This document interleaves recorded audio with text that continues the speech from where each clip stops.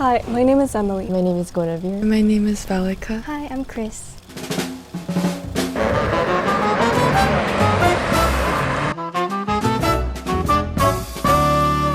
What are the issues that we would die for? What are the passions that we would live for? The world's society consists of people overflowing with a variety of aspirations and ambitions. For Pico Iyer, a writer from Oxford, England, he aims to explore themes of global culture, identity, and belonging through his writing. Pico Iyer grew up knowing he would become a writer for as long as he could remember, as he had always been enamored with English literature. Although he has a home in India, he does not feel belongingness there, as he identifies himself as someone without a permanent home. Iyer embraces this life of freedom and mobility as it gives him the privilege to explore new sites and cultures, making him a multinational soul. Eventually, he sought to inspire people who are like him, people who drift across the globe without any set destination, thus creating the essay titled Living in the Transit Lounge, to spread his beliefs that one should not fear foreignness, but should rather embrace it. With such a peculiar title, one wonders what exactly it could be about. Essentially, what Pico Iyer's essay touches upon are the themes of belonging, displacement, and cultural integration. He also delves deep into the life of a transit lounger and the priceless experiences they pick up while on their journey. Iyer dabbles into both the positives and negatives that come with this way of living, and uses his personal memories from his childhood to describe how he frequently traveled to and from different countries, which had eventually caused him to feel detached from the traditional sense of home and belonging. He continues to illustrate these experiences of being thrust into the face of different cultures, explaining how these have shaped him into who he is today. Overall, as a transit lounger himself, he has mixed feelings about the matter, as he doesn't feel at home anywhere, but also enjoys his freedom since he can adopt or drop cultures as he pleases. Iyer reflects on the alienation and disconnection that he feels after continuously hopping from country to country and culture to culture. He claims that since he does not stay in one place for a long time, it is difficult for him to be able to feel rooted within his community and form any significant relationships. Even though he is tied down to nowhere, his presence still remains everywhere. He emphasizes heavily on the value behind identity, but because his sense of identity is loosely put together, he also basks in the spotlight of being considered as a foreigner. He shapes both these advantages and disadvantages to his own benefit. Additionally, Iyer comments on the rise of a new type of identity that is created by connections and flexibility. He states how he believes that the modern world seems to be perfectly catered to people who share a similar lifestyle as him, a transit lounger. While he does feel alone, with no stabilized nationality or identity, he embraces it to its fullest. Iyer cruises along on this journey, allowing the modern world and society to take him on his next open door. Pico Iyer dedicated his essay specifically to people of similar background to him.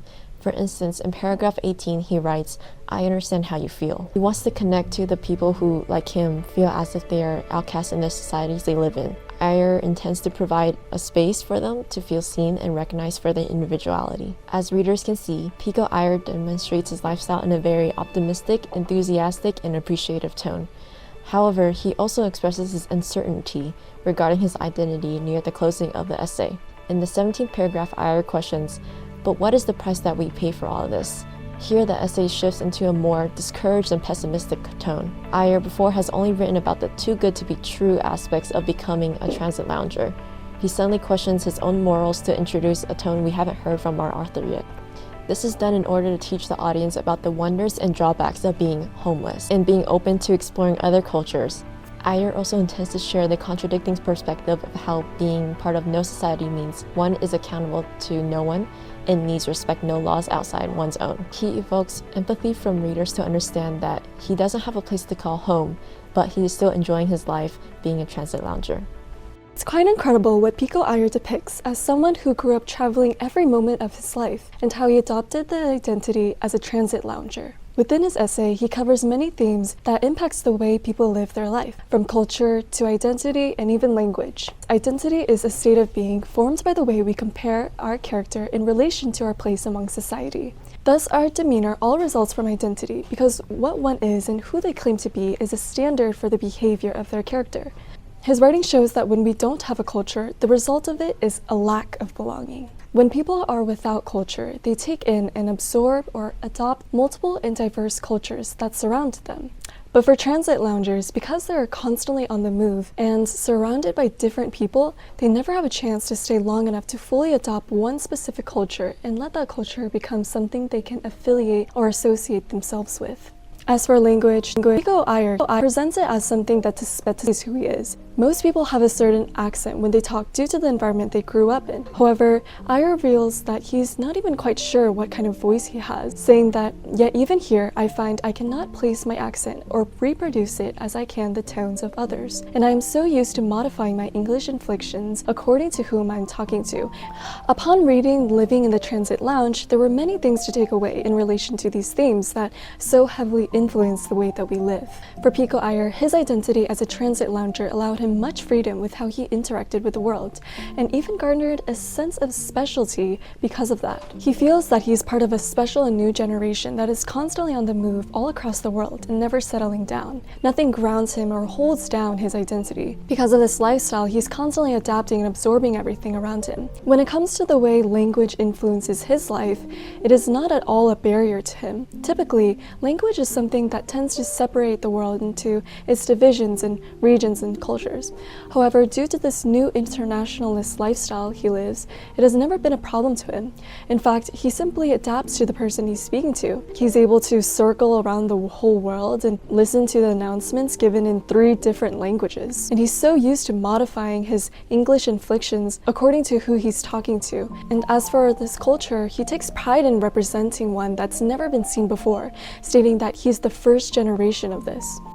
Travel writing is really not about movement so much as crossing of cultures. Travel writing is about looking at the world with new eyes, looking at the world through the eyes of other people, seeing the world as it comes to you. So don't get diverted by the external geography from what is the source and the core of the whole adventure. With so many people searching after their place in the world, it brings up the question of others who may have felt the same way or accumulated the same experiences as Pico Iyer. For instance, Zora Neale Hurston, a highly esteemed author from the late 1930s, wrote a book titled Their Eyes Were Watching God that depicts the story of a woman named Janie who identifies herself through her desires and thoughts. For Janie, she's a black woman, while Pico Iyer is a British Indian man. Black women are often treated with violence even within the black community.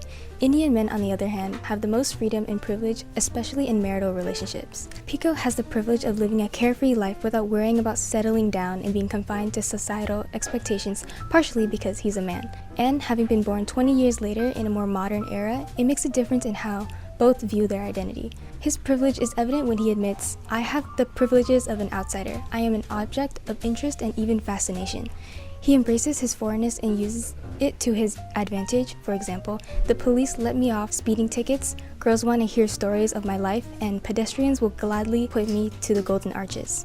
As a black woman living in Florida during the 1930s, she is expected to conform to the expectations set by society, to get married and build a family. She is vulnerable to racist and misogynistic ideas arising from systemic racism. However, they do share certain aspects, like they both don't feel close to their culture, and they never stayed in one spot for too long. Janie grew up surrounded by her white peers and was never in tune with her blackness. It didn't occur to her that she was any different from them because they were her family at the time. Iyer lives far from his family and relatives and prefers to live a life of freedom and mobility.